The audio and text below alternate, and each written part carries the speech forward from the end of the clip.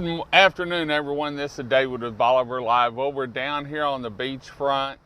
We're actually down at 124 because I wanted to be able to shoot down the beach a little bit and get a little bit further east. Ida, from what I understand, and we're going to look at the radar real quick, has made landfall. Looked like 150 mile an hour winds. I was watching something on the Weather Channel before I left the house, and one of the police chiefs was in a secure building down Grand Isle, I believe. They said it was good for 200 mile an hour winds, and they saw a building come apart. They clocked a wind at 148 mile an hour, and the anemometer broke. And so he said, we can't stand much more of this. And so our prayers go out to everyone in Louisiana. The damage is going to be devastating, and we're starting to see some effects from it here. Nothing bad, but we're seeing some rollers coming in. And I was talking to Keith earlier, and he said, David, make sure you let people know that, you know, the rip current from these are bad. It doesn't look bad, but the rip current from these are bad. And so if you're on the beachfront, please watch the adults, kids, watch these, because they look calm, but they're not. There's a lot. He said there's some rip current on it, and it'll suck you out. So, but first, this Bolivar Live is brought to you by Sandra, Dial, Keller Williams, Crystal Beach. When you're looking for a vacation or a home to buy, maybe looking for an investment property and get some return on a vacation rental, make sure you look up Sandra Dial. She's local. She's been here a long time. She knows the area, knows the zoning for insurance too, and that's something that's going to be changing here pretty soon. She also has some lots if you're looking to build a custom home.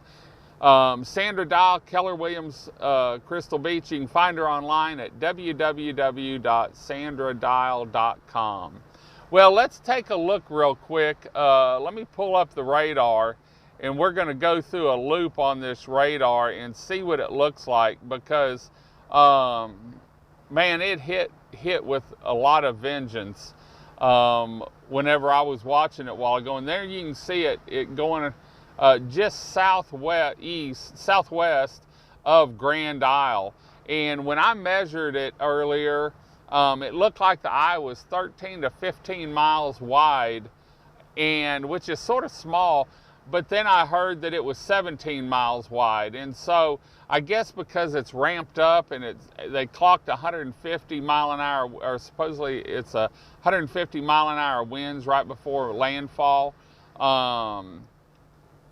You know, it's a smaller eye because it's a stronger storm maybe. But I'm not a weather person, but that's just my thought. But you can see what the rain looks like. And look how big that area is around the eye. I mean, when this starts to touch like Baton Rouge, the eye's not going to be that far.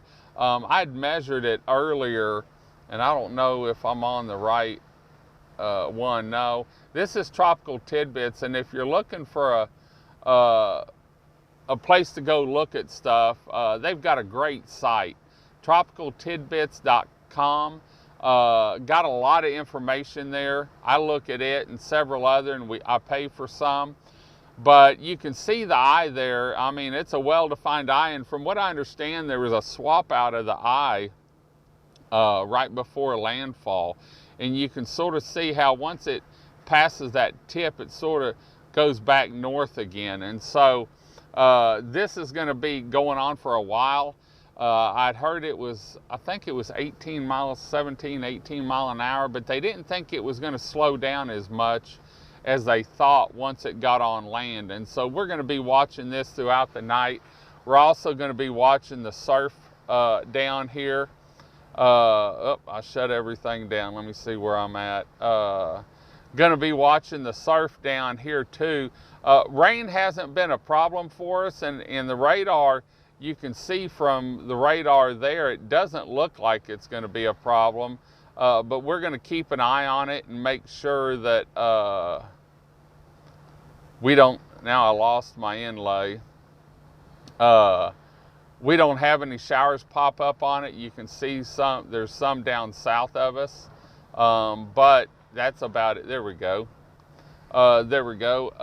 And I'll get this turned around, but you can see down the beach there's a lot of rollers. And so, like I said, if you're down here, we love having you down here. We've met some people that actually evacuated from Louisiana.